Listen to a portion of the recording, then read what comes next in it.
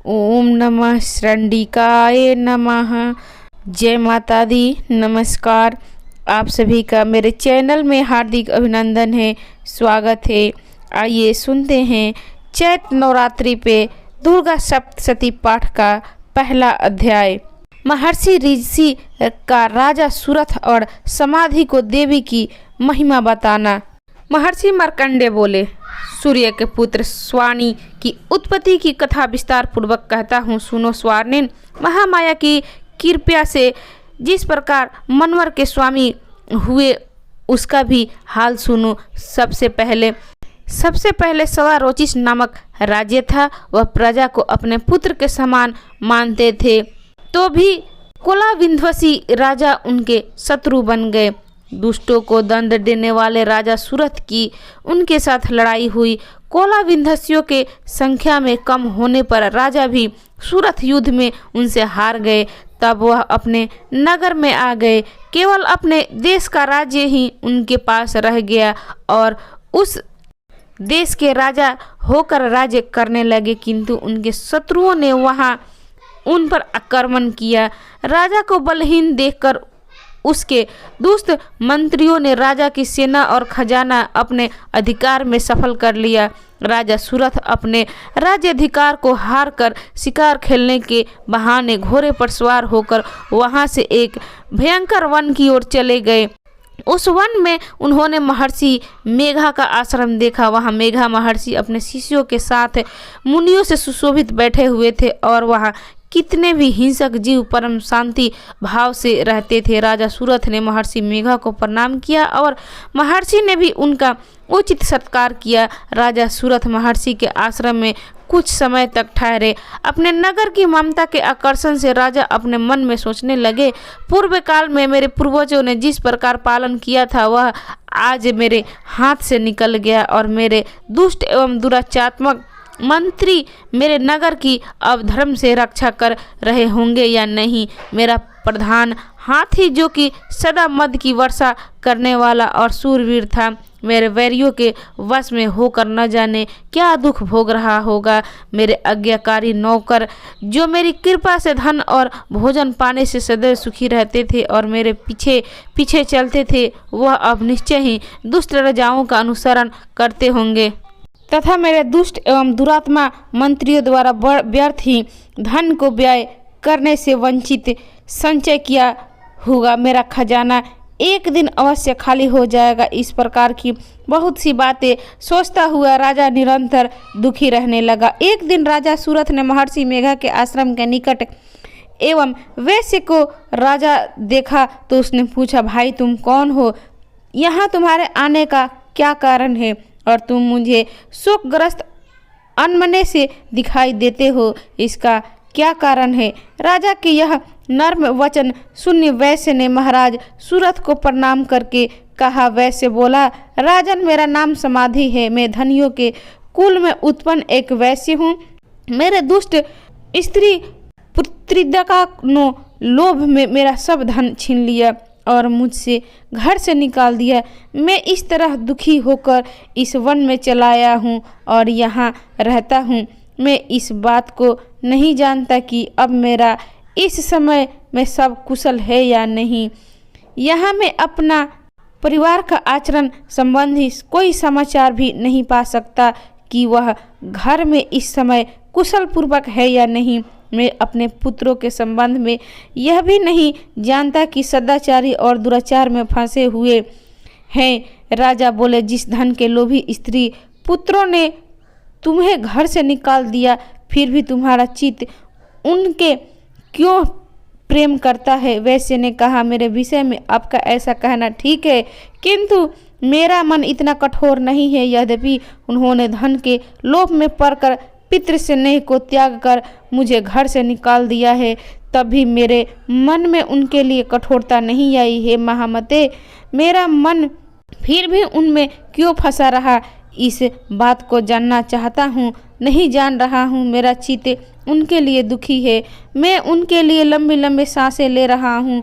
उन लोगों में मेरा प्रेम नाम का को है ही नहीं, फिर भी ऐसे निस्नेहियों के लिए मेरा हृदय कठोर नहीं होता। महर्षि मार्कंडेय जी ने कहा, हे ब्राह्मण। इसके पश्चात महाराज सुरथ और वह वैसे दोनों महर्षियों मेघा के समीप गए और उनके साथ यथा योग्य न्याय संभाषण करके दोनों ने वार्ता आरंभ की। राजा बोले, हे भगवान, मैं आपसे एक बात पूछना चाहता हूँ, जो आप कृपया कर मुझे बताइए। मेरा मन अधीन नहीं है, इससे मैं बहुत दुखी हूँ। राज धनादिक की चिंता अभी तक मुझे बनी हुई है और मेरी ममता अज्ञानों की तरह बढ़ती जा रही है। और यह समाधि नामक वैश्य भी अपने घर से अपमानित होकर आया, इसके स्वजनों ने भी इसे त्याग दिया। स्वजनों ने त्याग हुआ भी यह उनसे हार्दिक प्रेम रखता है। इस तरह हम दोनों ही दुखी है। हे महाभागा, उन लोगों के अवगुणों को देखकर भी हम दोनों के मन में उनके लिए ममता जनित आकर्षण उत्पन्न हो रहा है। हमारे ज्ञान रहते हुए भी ऐसा क्यों है? अज्ञानी मनुष्यों की तरह हम दोनों भी मूर्खता क्यों है? महर्षि मेघा ने कहा, विषम मार्ग का ज्ञान सब जंतुओं को है। सबों के लिए वृषक पदार्थ पृथक पृथक होते हैं। कुछ प्राणी दिन में नहीं देखते और कुछ रात को, परंतु कई जीव ऐसे हैं जो दिन तथा रात दोनों में देख सकते हैं। यह सत्य है कि मनुष्यों में ज्ञान प्रधान है, किंतु केवल मनुष्य ही ज्ञानी नहीं होता। पशु पक्षी आदि भी ज्ञान रखते हैं, जैसे यह पशु पक्षी ज्ञानी है जैसे कि मनुष्यों के ज्ञान है। और जो ज्ञान मनुष्यों में वैसे ही पशु पक्षियों में है तथा अन्य बातें भी दोनों में एक जैसी पाई जाती है। ज्ञान होने पर भी इन पक्षियों की ओर देखो कि अपने भूख से पीड़ित बच्चों की चोंच में कितने प्रेम से अन्न के दाने डालते हैं। हे राजन, ऐसा ही प्रेम मनुष्यों में अपनी संतान के प्रति भी पाया जाता है। लोभ के कारण अपने उपकार का बदला लेने के लिए मनुष्यों की पुत्रों की इच्छा करते हुए और इसका प्रकार मुंह में गड्ढे में गिरा जाता है। भगवान श्री हरि की जो माया है उसी के से संसार मोहित हो रहा है। इसमें आश्चर्य की बात नहीं है, क्योंकि वह भगवान विष्णु को योग निद्रा है। यह माया ही है जिसके कारण संसार मोह में जकड़ा हुआ है। यही महामाया भगवती देवी के ज्ञानियों को चित्त बलपूर्वक खींचकर मोह में डाल देती है और उसी के द्वारा संपूर्ण जगत की उत्पत्ति होती है। यह भगवती देवी प्रसन्न होकर मनुष्यों को मुक्ति प्रदान करती है। यही संसार के बंधन का कारण है तथा संपूर्ण ईश्वरों की भी सो मानी है। महाराज सूरथ ने पूछा, भगवान, वह देवी कौन सी है जिसको आपने महामाया कहते हुए ब्राह्मण, वह कैसे उत्पन्न हुई और उसका कार्य क्या है? उसके चरित्र कौन कौन से हैं? प्रभु, जैसा स्वभाव हो, जैसा स्वरूप हो, वह सभी कृपया कर मुझसे कहिए, मैं आपसे सुनना चाहता हूँ। महर्षि मेघा बोले, राजन, वह देवी तो नित्य स्वरूपा है, उसके द्वारा यह संचार चल रहा है, तब भी उसकी उत्पत्ति अनेक प्रकार से होती है। वह सब आप मुँह से सुनो। वह देवताओं का कार्य सिद्ध करने के लिए प्रकट होती है, उस समय वह उत्पन्न कहलाती है। संसार को जलमय करके जब भगवान विष्णु योग निद्रा का आश्रय लेकर शेष शैया पर सो रहे थे, तब मधु कैटभ नाम के 2 असुर उनके कानों के मैल से प्रकट हुए। वह ब्रह्मा जी को मारने के लिए तैयार हो गए। श्री ब्रह्मा जी जब उन दोनों को अपनी ओर आते देखा और ये देखा कि भगवान विष्णु योग निद्रा को आश्रय लेकर सो रहे हैं, तो वह उस समय श्री भगवान को जगाने के लिए उनके नेत्रों से निवास करने वाले योग निद्रा की स्तुति करने लगे। श्री ब्रह्मा जी ने कहा, हे देवी, तुम ही स्वाहा, तुम ही स्वाधा और तुम ही वष्टकार हो। स्वर भी तुम्हारा ही स्वरूप है, तुम ही जीवन देने वाली शुद्धा हो।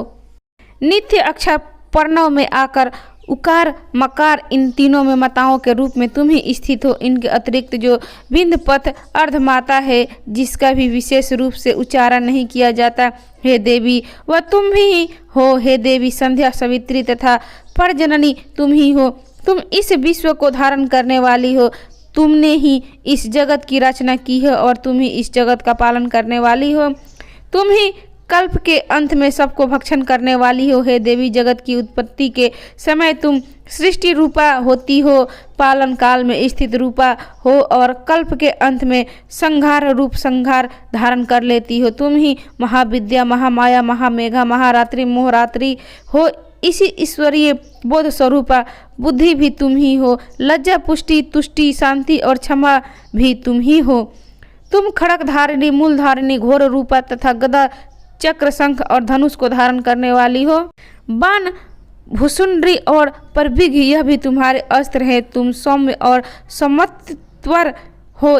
यही नहीं बल्कि जितने भी सौम्य तथा सुंदर वस्तु इस संसार में है उन सब में बढ़कर तुम सुंदर हो और अपर सबसे परे रहने वाली तुम सुंदर हो। हे स्वरूप रूपे देवी, जो भी सतत पदार्थ है उनमें जो शक्ति है वह तुम ही हो। ऐसी अवस्था में भला तुम्हारी स्तुति कौन कर सकता है। इस संसार के सृष्टि पालन और संहार करने वाले जो भगवान हैं उनको भी तुमने निद्रा के वशीभूत कर दिया, जो फिर तुम्हारी स्तुति कौन कर सकता है। मुझे भगवान विष्णु तथा भगवान शंकर को शरीर धारण करने वाले तुम ही हो, तुम्हारी स्तुति करने की शक्ति किसमें है। हे देवी, तुम अपने उन उदार प्रभावों के कारण ही प्रशंसनीय हो। मधु और कटभ जो भयंकर असुर हैं उन्हें मोह में डालो और श्री हरि भगवान विष्णु को भी जल्दी जगा दो और उनमें इनको मार डालने की बुद्धि भी उत्पन्न कर दो। महर्षि मेघा बोले, हे राजन, जब श्री ब्रह्मा जी ने देवी की इस प्रकार स्तुति करके भगवान को जगाने तथा मधु कटभ को मारने के लिए कहा तो वह भगवान श्री विष्णु के नेत्र, मुख, नासिका, बाहु, हृदय एवं वक्ष स्थल से निकलकर ब्रह्मा जी के सामने खड़ी हो गई। उनका ऐसा करना था कि भगवान श्री हरि तुरंत जागो उठो और दोनों असुरों को देखा जो कि अत्यंत बलवान तथा पराक्रमी थे और मारे क्रोध के, जिनके नेत्र लाल हो रहे थे और जो ब्रह्मा जी का वध करने के लिए तैयार थे। तब क्रुद्ध होकर उन दोनों ने दुरात्मा असुरों के साथ भगवान श्री हरि को पूरे 5000 वर्ष तक लड़ते रहे। एक तो वह अत्यंत बलवान था तथा प्रकर्मी थे, दूसरे महामाया ने उन्हें मोह में डाल कर रखा था। अंत वह श्री भगवान से कहने लगे, हम दोनों तुम्हारी वीरता से अत्यंत प्रसन्न हैं, तुम हमसे कोई वर मांगो। भगवान ने कहा, यदि तुम मुझ पर प्रसन्न हो तो अब तुम्हें मेरे हाथों से मर जाओ, बस इतना सा वर ही मैं तुमसे मांगता हूँ। यहाँ दूसरे वर से क्या प्रयोजन है। महर्षि मेघा बोले, इस तरह से जब वह धोखे में आ गए और अपने चारों ओर जल ही जल देखा तो भगवान श्री हरि से कहने लगे, जहाँ पर जल न हो, सूखी जमीन हो, उसी जगह हमारा वध कीजिए। महर्षि मेघा कहते तथास्तु कहकर भगवान श्री हरि ने उन दोनों को अपनी जांघ पर लिटाकर उन दोनों के सिर काट डाले। इस तरह से यह देवी श्री ब्रह्मा जी का स्तुति करने के लिए प्रकट हुई थी। अब तुमसे उनके प्रभाव का वर्णन करता हूँ, सुनो। तो ये थी दुर्गा सप्तशती पाठ का पहला अध्याय की प्रस्तुति। आपको कैसी लगी? अच्छी लगी तो इसे लाइक करें, शेयर करें, मेरे चैनल को सब्सक्राइब करें और कथा सुनने के लिए, कथा श्रवण करने के लिए आप सभी का धन्यवाद। नमस्कार। जय माता दी।